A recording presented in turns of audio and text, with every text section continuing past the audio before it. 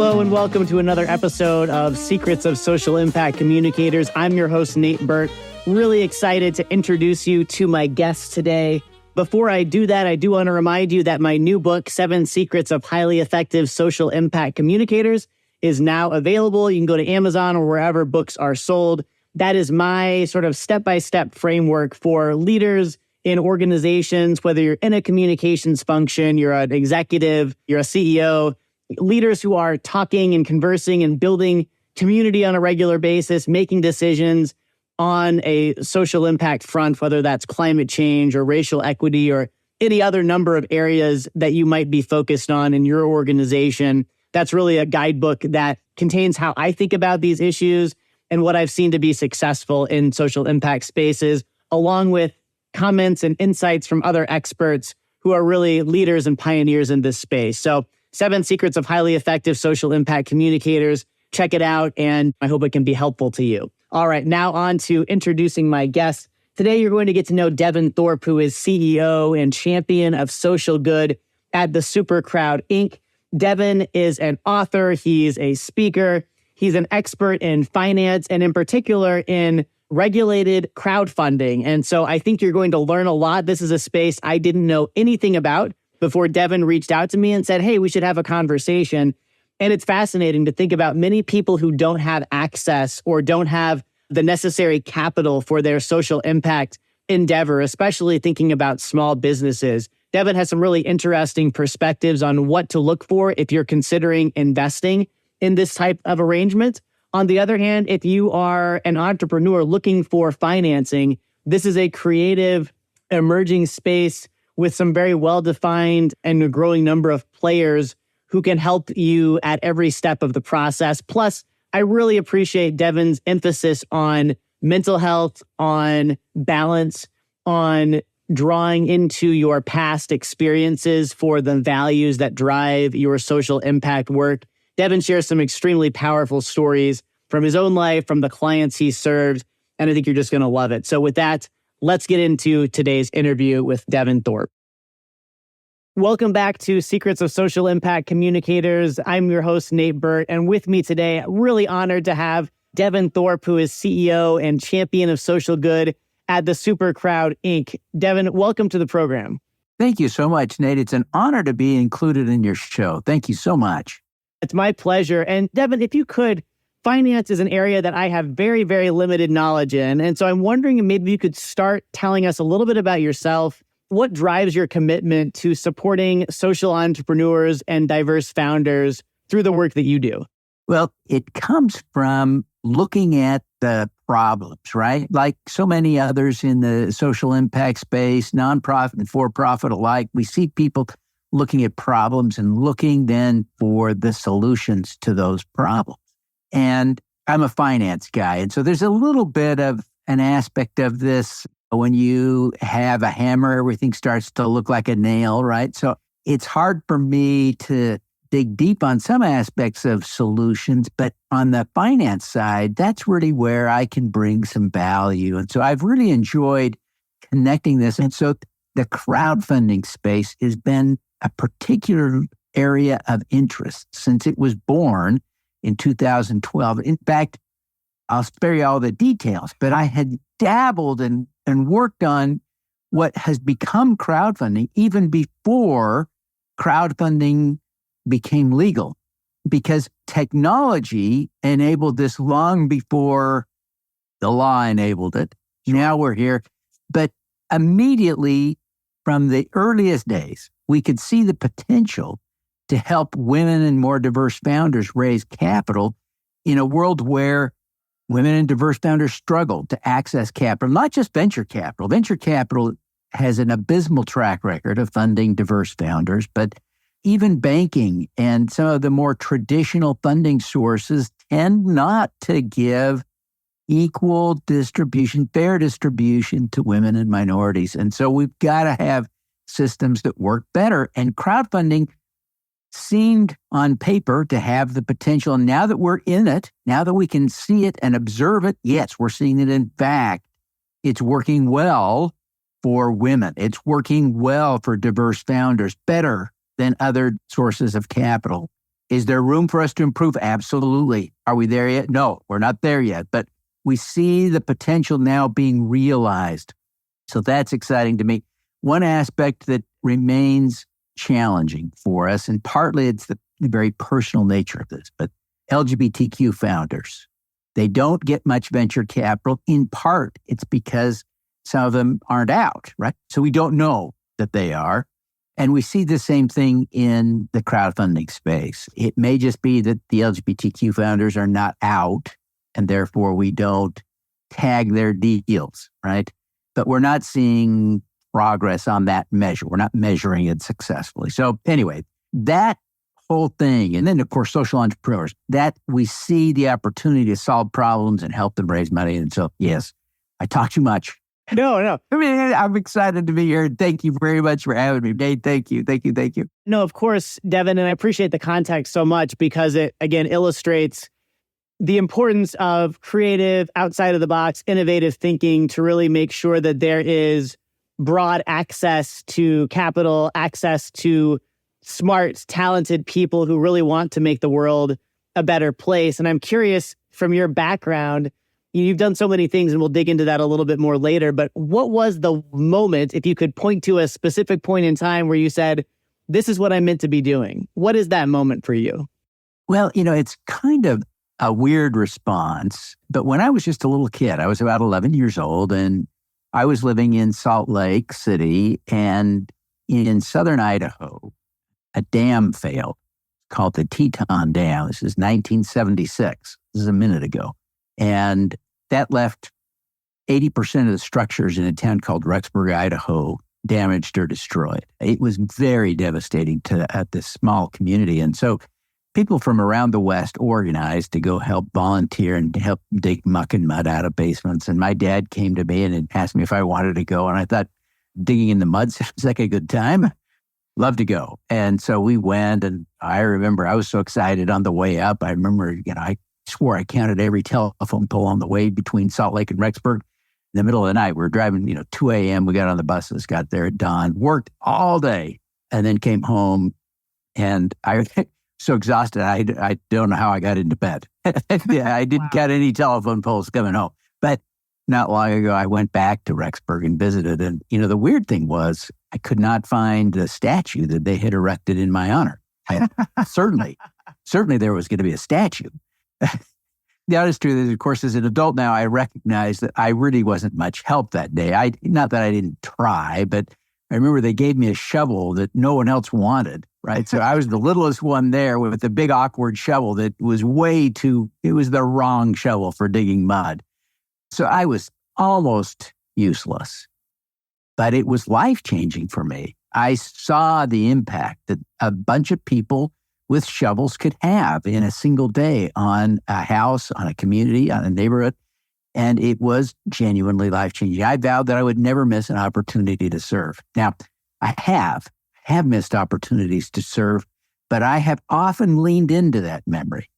And as I approached adulthood, I began to frame a path that was more conventional of my era for change-making oriented people, but it was to devote half of my career to making money and the second half to some form of service. Sure. And I think the model today is for people to look to align their careers from start to finish better with their desires for creating value in the world and social impact. And I think that's a better model.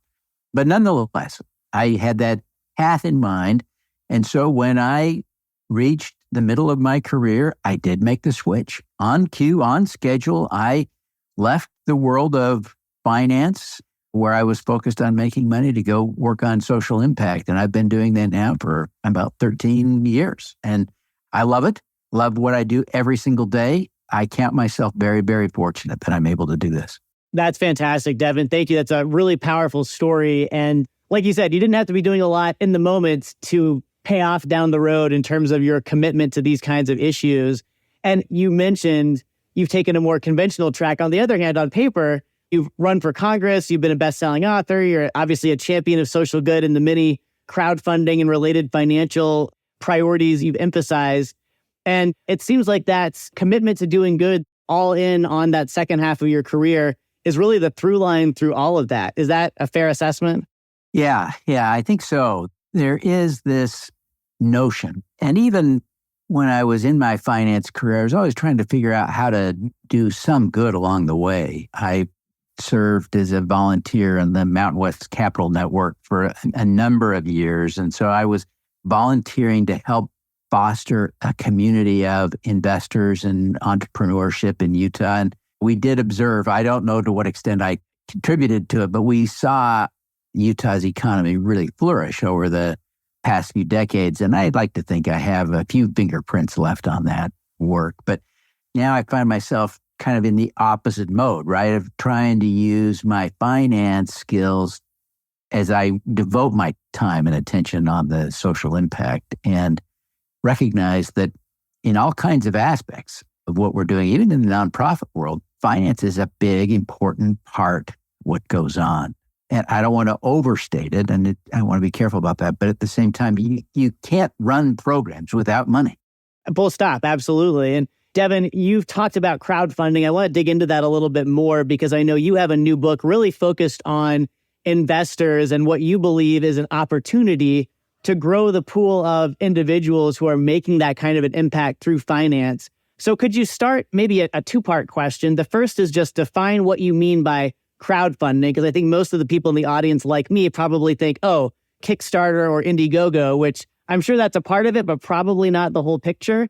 And then secondly, talk a little bit about your book and the message you're trying to bring to the social impact community now with regard to the opportunities in finance. Yeah, I really appreciate that question, especially as part about clarifying what crowdfunding is, because we are a little bit more familiar and comfortable with the Kickstarters and the Indiegogos and the GoFundMes. And there are a whole variety of companies that are operating in the nonprofit space to help people raise money. And over the past decade, we've seen a series of rebrandings happen, for what we call online fundraising or peer-to-peer fundraising or all kinds of things. But so much of it is what I think falls under an umbrella of crowdfunding. But what I'm focused on now is investment crowdfunding. And this is regulated investment crowdfunding. And so it is quite different, even though it's the same. Instead of asking people to donate or to pre-purchase, we're asking people to invest. Right? We're reaching out to the crowd and saying, we would like to invest. Now, of course, because we're asking them to buy securities, this is highly regulated. Unlike Indiegogo and Kickstarter or GoFundMe, which are very lightly regulated at most, the investment space is highly regulated. It's deeply scrutinized by the Securities and Exchange Commission and by FINRA, the Financial Institutions Regulatory Authority. So I don't want to overemphasize the safety, but we have people who are watching over this to make sure that people are following the rules. And there are strict rules for how this works. So in part because it is regulated, it takes a lot of work for entrepreneurs to comply with that. And then the second challenge, of course, is trying to convince people to invest. And having raised a lot of money in the form of donations, as well as now having done a lot of investment crowdfund raising, I see that there is a weird dynamic with a lot of people, not everyone, but with a lot of people. I have an easier time convincing people to give me $100 than to invest $100 in my business, even though I'm saying, I promise I'm going to do my best to get that back to you and then some, right? It's harder to convince them to do that. So, well, I might lose it. Well, if I were asking you to just give it to me, you would do that. Right. Right? We're friends. What's the trick with just investing a little bit where I might give it back and then some? So that motivated that whole dynamic to help motivate me to write this book. Because what I'm beginning to see is I've now been actively investing for about 4 years under the rules of regulated investment crowdfunding. And these investments are small. I'm not a wealthy guy. I'm making small investments, typically I think my average investment is on the order of $200. So these are small investments, but I've made dozens and dozens now. And as I've learned by watching and doing and building on a whole career of finance, right? I now say, aha, it is possible if you are careful and diligent to make money with impact crowdfunding investments. That is, you can look primarily with a focus first on impact, like backing diverse founders, backing social entrepreneurs, backing small businesses in your own community. There are ways to do these things that are genuinely profitable. And it's not rocket science. It doesn't require expertise that anyone can't achieve. I liken it this way. I've been thinking about it the last few days. It's a bit like learning to read the nutritional labels on a can. If you have diabetes or if you are overweight, you learn, and I have a lot of those things in my family, right? You learn to read the nutrition labels on a can of soup, right? Sure. You really understand what's the sodium level. I got to watch my blood pressure. How many carbs? What's the fat? Is there protein, fiber? You get to look at all this stuff. And in just an instant, in 30 seconds of looking at a soup label, you can understand a lot about the nutritional benefits if you are attuned to that. Well, it's no more difficult to begin to look at a crowdfunding offering and begin to say, I see the financial statements. Those numbers now make sense to me. I get that. They have 6 months of runway and they've got good revenue and their revenue is growing. And I say, the management team. I see the management team. They've got good quality people. They've got the right experience for this business and they've got good education and they've got, right? It all begins to make sense. It's not, like I say, it's not rocket science. Does it take practice? Absolutely. Absolutely takes practice. But you can start so small. I'll wrap up. I'll conclude my rant. But one of the coolest things is there is a website called thesmbx.com. The name of the company is SMBX. They call it the Small Business Bond Exchange. It sounds a little more highfalutin than it's just a place where you can go lend to small businesses. And here's the trick. You can lend $10 at a time. Literally, you can start with $10. So you don't have to be wealthy. You can be the most average Joe in the world. You can be a $15 an hour person and figure out how to save up $10 a month to invest this way. And if you do that over time, you're going to build a nice little portfolio. You're going to build some expertise and you're going to be able to get to the point where you say, you know what? Maybe I'll start putting $20. Maybe I'll put in $30 a month and watch that start to accumulate even faster. So it really is a cool space. I love it. Love it, love it, love it. That's fascinating. Devin, thank you for walking us through that and sort of distinguishing between crowdfunding writ large with the kind of highly regulated and also high impact investing that you're describing that is really accessible to a variety of people from a variety of financial portfolios, right? Yeah. What would you say is one piece of advice for social entrepreneurs who are trying to navigate the complexities of the investment crowdfunding space? Yeah, it is scary. It is scary. I get that. Couple of things of advice. All the portals that are in the space, and there are nearly 100 of them that are helping entrepreneurs that are fully regulated by the SEC and FINRA. There are lots. There's a few names that you might recognize: WeFunder, Start Engine, Republic. But there are lots of others, and some of the others are more well-tuned to social impact. So I'd look beyond the big three as you seek out your home. And some of the smaller ones are charging lower fees than some of the bigger ones. That's also an important consideration. But Honeycomb Credit, I mentioned SMBX, there are lots of them out there that are doing great work. So I encourage entrepreneurs to look beyond just those big names and search them out. But here's the thing, they will help you. The portal will help you. There are some great attorneys in this space that charge reasonably modest fees and are very helpful. I think of the Casson Group is one, CrowdCheck is another, but Raise Papers is another. These are firms that have some standardized crowdfunding approaches that make a crowdfunding raise a little more accessible to small offerings. For those that are doing the smallest offerings, I think it's my view that you are safe to do small offerings, especially small debt offerings on a portal like the SMBX or Honeycomb Credit without even using an attorney. If you're going to raise 50 grand for your food truck, don't spend 5 grand on an attorney, right? You can go straight to the well, and be careful, be wise, be thoughtful. There are some accounting requirements, but they're not too daunting if you keep your raise under $125,000. And if you're going to raise more than that, presumably you have a little bit of wherewithal before you jump into something that big to help with lawyers and accountants and things to do it right. But here's another secret that I'm so excited. I know you've talked to some of your guests in the past about AI. Yeah. And this is such an exciting tool. But you need to prepare some documents, a business plan. You need to disclose your risk factors and stuff.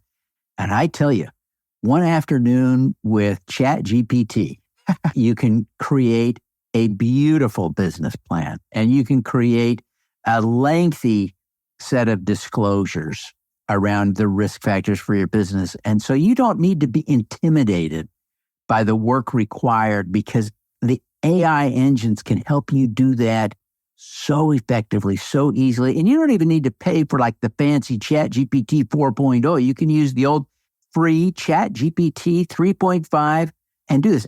I have a friend I've been mentoring for a year and a half, years longer. It's been longer than that. We've been kind of mentoring him. And 12 or 18 months ago, we were talking about what we could do in Nigeria, because he really wants to address climate change. And I said, look, why don't you see if you could work on doing a smallish 15 megawatt solar power farm in Nigeria? And you got lots of sun, and it would be a dramatic way to help. There's such a huge need for electricity in all of Africa, including Nigeria. There's never enough.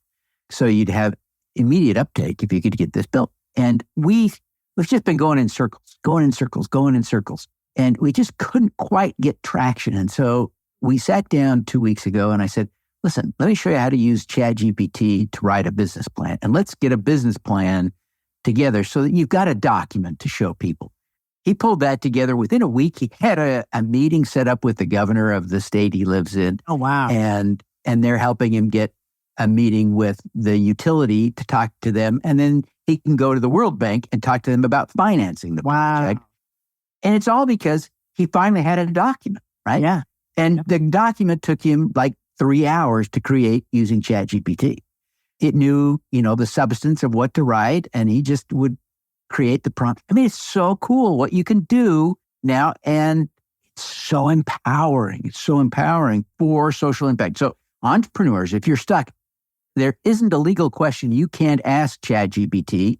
Of course, you have to recognize it's going to be wrong 10, 20% of the time, but that doesn't mean you can't ask. Right. You just have to be careful relying on what it says. But there is some really cool stuff you can learn from these AI engines, including on the legal work for your business. Sure. Yeah. Devin, thank you for sharing that story. And I think oftentimes we hear about all of the downsides or the ways AI doesn't function. But in this case, you've illustrated a really critical point, which is for those who may not have access to the capital to develop a really robust business plan, using these tools to get started and get over the resistance to just getting the idea off the ground is really huge. And I think to your point, it opens up doors to so many people who previously would not have had that access, which is really exciting. Yeah, it is so fun to just watch, and suddenly your next door neighbor, your customer, your friends, your aunts, your uncle, everybody can be invested in your business and share in the journey with you.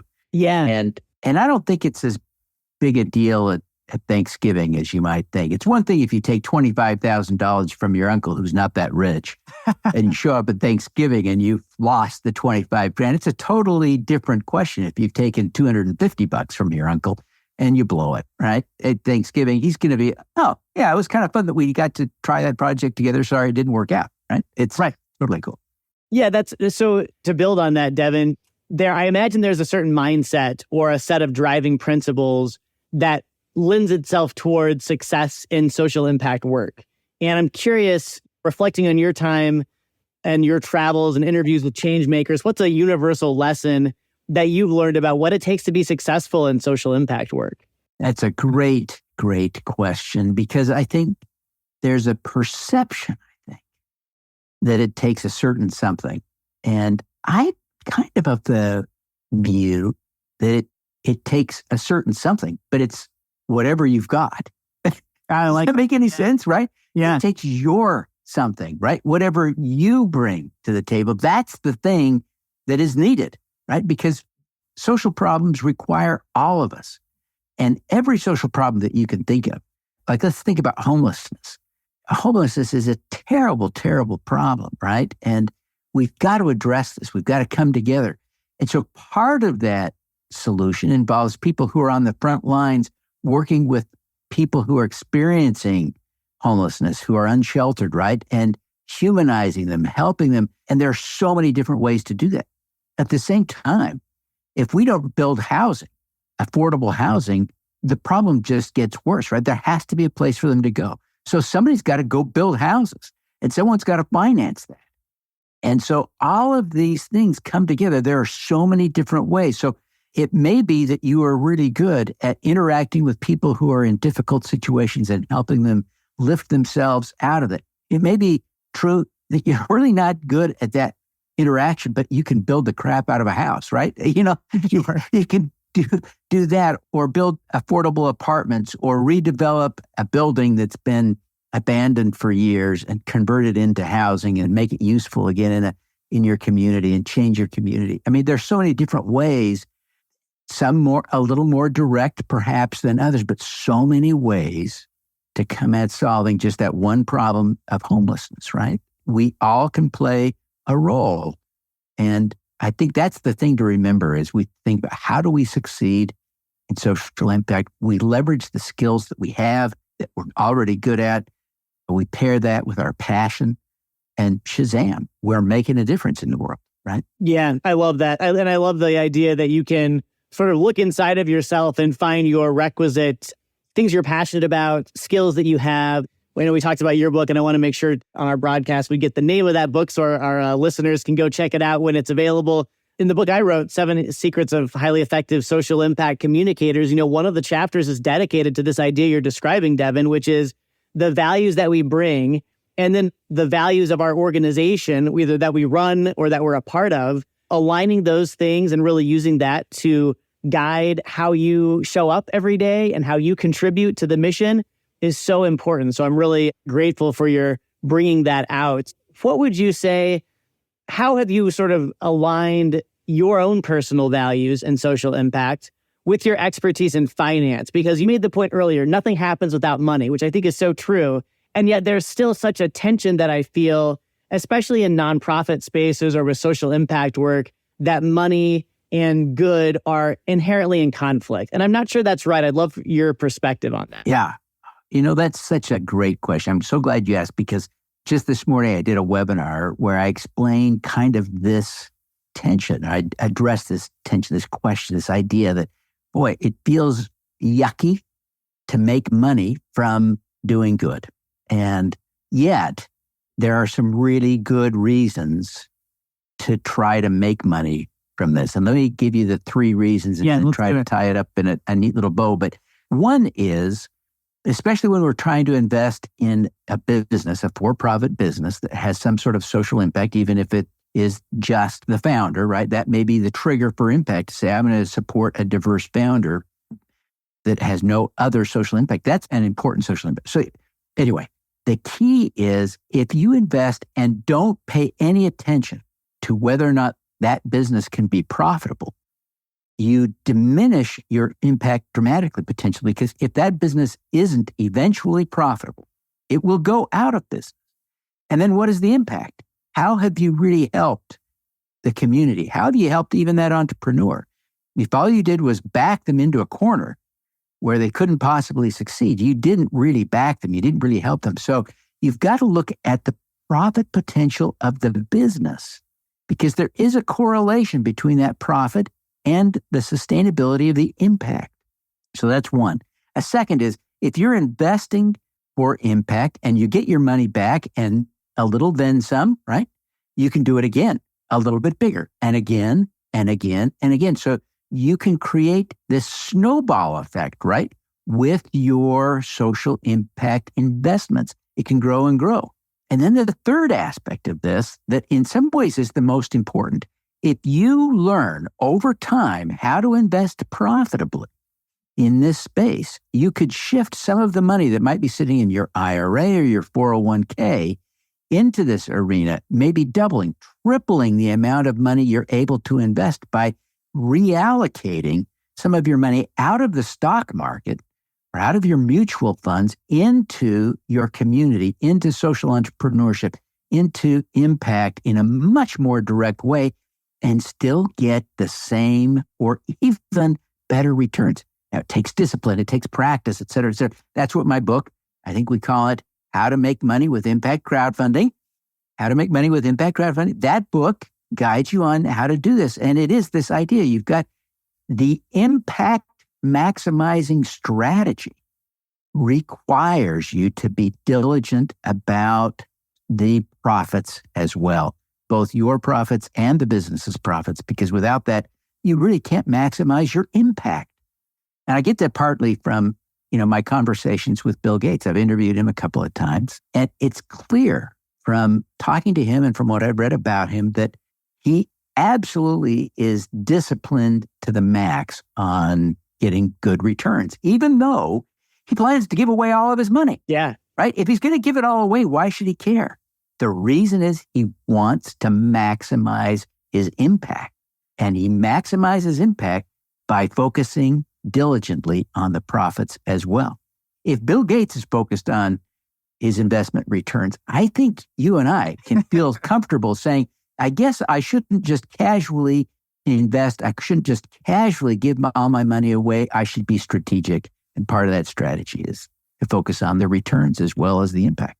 Thank you for outlining those three principles, Devin. I think, the idea of sustained impact, the growth of that investment, and then being able to reallocate into social entrepreneurship. Those are three very practical steps that people can be taking to generate those kinds of returns that allow maximum impact over the long term. So thank you for sharing that. That's great. Yeah. Devin, what's one question about social entrepreneurship or investment that more people should be asking and maybe they're not asking today? Oh, yeah. Yeah. We've kind of covered this, but the answer really is this idea of how to invest. They're not asking about investing because so few people recognize, even your listeners, right? I'm betting 9 out of 10 of them are going to think this is kind of interesting for somebody else. And yet the thing I want people to take away is, no. I'm talking to you. I'm talking to you. If you're hearing my voice, I'm talking to you, right? You can do this, right?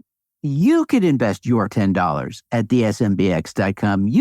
There's even a website, or it's actually an app, Climatize, where you can do $5. You can do $5 at Climatize. And many sites, almost all of them, have some offerings with $100 minimum. So whether you're a $5 investor, a $10 investor, a $100 investor, you can do this. And it isn't hard.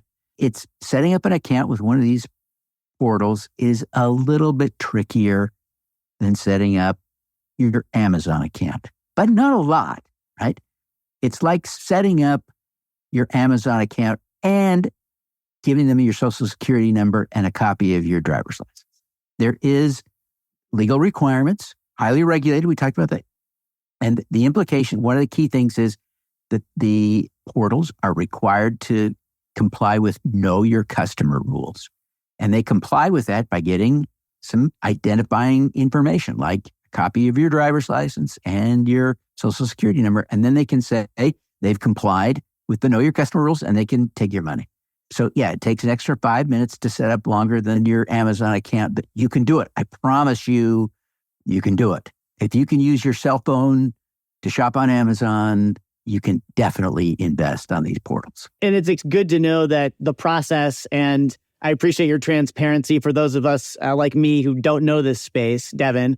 If I could go off script for a minute, I'm curious, in a lot of the people who listen to this show and the clients that I serve, lots of organizations here in the United States who are pursuing grant funding, for example, on the order of hundreds of thousands or millions of dollars. And so for someone looking at, okay, $5, $200 here, there, I can see someone who's critical of this saying, well, how is $5 going to make a difference for someone? I think perhaps if I'm hearing you correctly, we need to be thinking a little bit more expansively about the recipients of that kind of investment who don't have necessarily traditional or conventional access to these resources to be able to build their social impact venture. I wondered if you could maybe unpack that a little bit more.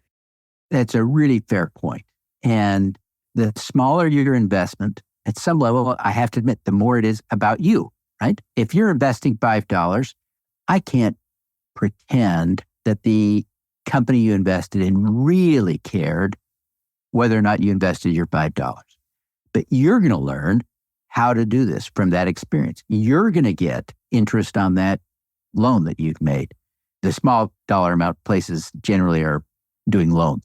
But it does help. It does help with the margins, right? But as you get more experienced, then you'll be able to do $50, then you'll be able to do $100, and you may someday be in a position where you're putting $1,000 in. And trust me, when you're putting money in at that scale, you really matter, right? You are really making a difference in a typical crowdfunding raise, especially for small businesses, right? And 80% of the regulation crowdfunding offerings are under $500,000, right? So small dollar amounts add up quickly in those offerings. And so don't be shy. And there are lots. I bet something like half of the offerings are under $100,000. And so your $5, your $10, your $50, it actually matters more than you think in trying to pull together that kind of money. So don't be nervous about that. Be excited and think about your small early investments, not so much as the goal, but as the practice, right? It's like golf, right? You go out to the driving range and you start there, and then you start on the course playing with your friends, just having fun. You do a lot of golf before you get serious about thinking about, playing on the tour or something, right? And it's the same with crowdfunding, right? And I don't want anybody to go out and plunk down a big chunk of their wherewithal on their first deal. I really want people to start small, practice, learn, get to understand the forms, the processes, the disclosures, get to where you can navigate all of that stuff more comfortably, like you can read a soup can label. And then you can say, okay, I'm going to allocate. I see how this works. I'm making money at very small scale. Now I'm going to allocate more to this. And so I'm going to change from investing $50 to $500 in each deal and keep going, right? That's how I see this working. But yeah, that's really helpful, Devin. And so then on the flip side, also staying off script, I apologize. I promise I'll get It's all right. It's all right. Yeah. I'm curious about if I'm on the opposite side of the equation, right? I am an organization that's focused on social impact, looking to go out to market with an offering. Walk me through this at a high level, the steps or the processes, because I imagine there's similar paperwork and so forth that has to be done. But how can organizations get familiar enough with this type of investing to decide if they want to go forward with some type of offering? Yeah, I think that is a great, great question. And it is difficult to figure out what is the best source of capital at any one time. But as I look at the landscape of financing options, we often use things like, what does a bank charge for a loan? And we think, well, that's the benchmark. Well, that's only relevant if you can qualify for the bank loan, right? Right. And so many people can't. That's right. So then if you can't, then, what does Cabbage charge or Square? It goes up from there. And so we see there is a fairly robust market in what's called factoring. That may be a term you haven't heard before, but factoring works very much like a bank loan that is secured by your receivables, sometimes inventory, but more often receivables. And it's just painfully expensive. The effective interest rates on that range from at least 24%. That's the lowest I've ever seen them, up to closer to the 50%. Oh my word. And of course, then you've got credit cards, hard money debt, all kinds of different things going on out there where interest rates range from the high teens on up. So if you are in that marketplace where you don't have access to a bank loan, crowdfunding should definitely be on your radar as one of the options you're exploring. It may not be better than Cabbage. It may be better than Cabbage. But like Cabbage and Square, I think, they'll do these loans where what they're essentially doing is they're lending you money at relatively high interest rates, typically mid-teens, against a fully secured thing. Because they're lending against your credit card receivables and your cash flow. They know that if you fail, they're just taking the payments out of your cash flow. Sure, how it works, right? They're clearing your credit card, so they can just squeeze you down and take your cash. And so they're not taking nearly as much risk, and yet they're charging pretty high interest rates. That may be your best option. And I don't mean to besmirch those outfits as much as I have, but that may be your best option. But if you are there or anywhere more expensive, credit card, anything else, you should definitely be thinking about crowdfunding. And there are some cool structures. Among them, it's becoming more and more common to use what's called revenue-based financing. And in these deals, you don't have a fixed payment. You're committing to pay a percentage of your revenue to the group of investors until you pay them back. And typically, it's a multiple of what they've invested. And usually you give yourself a long period of time, 5 to 10 years to pay them back. So you might say, I'll pay you 2x what you invest over the next 10 years as 3% of my revenue. And you can even do that. You can try it even before you have revenue, right? You can just say, this is the plan.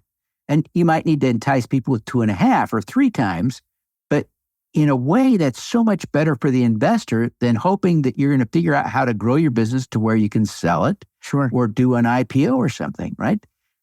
Small businesses rarely achieve fabulous exits.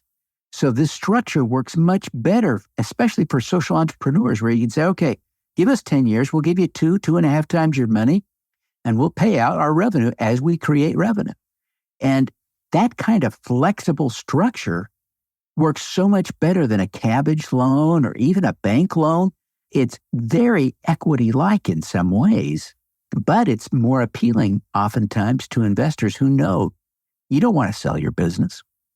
Right. So why would I invest in the equity if you don't want to sell it? Right. So there we go. Anyway, so there are so many aspects to this that are appealing. I really want to encourage entrepreneurs to explore it. If you either need more money than your bank will lend you, or you can't qualify for bank money, then you should be looking at crowdfunding because it can be remarkably affordable and also remarkably rewarding to investors, right? If you're going to make 18% on your money in one of these revenue-based financing deals, which is possible, that's a pretty good return compared to the 2% I get in my checking account. So, yeah. It's a different risk, but it has a different impact too. So it's got to look at it holistically, strategically, thoughtfully.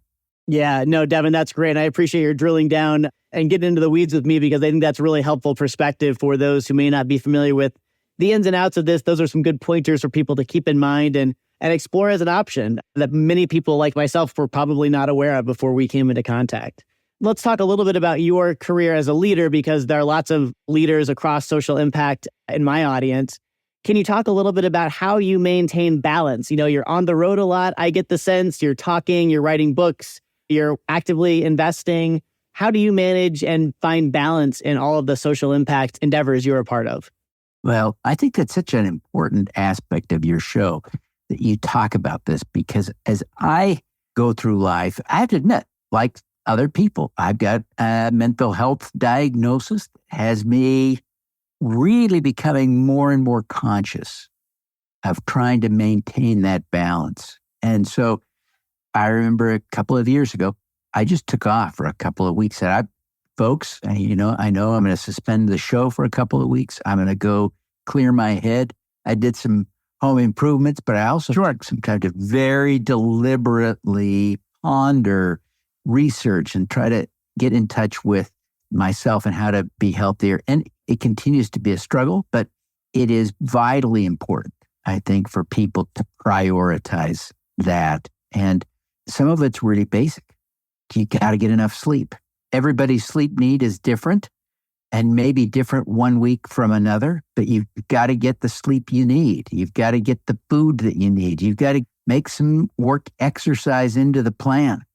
You've got to have some quality alone time. You got to have quality family time or time with friends where you can relax and have that social environment going on. So all of those aspects, there isn't one magic trick. It's trying to do them all a little bit that helps you maintain a little bit of equilibrium in there. So it's a challenge. I'm glad you talk about it on your show. It's so important, Nate. Well, no, thanks for your vulnerability and for sharing that. I think it's, like you said, it's something that I struggle with. I think everyone in our audience and beyond wrestles with that every day. Some days are better than others, so you just got to keep going. And I like that word equilibrium that you use, because it's sort of a balancing act from day to day and just keeping going and taking care of yourself, which I know you shared that example, which is fantastic, is so important.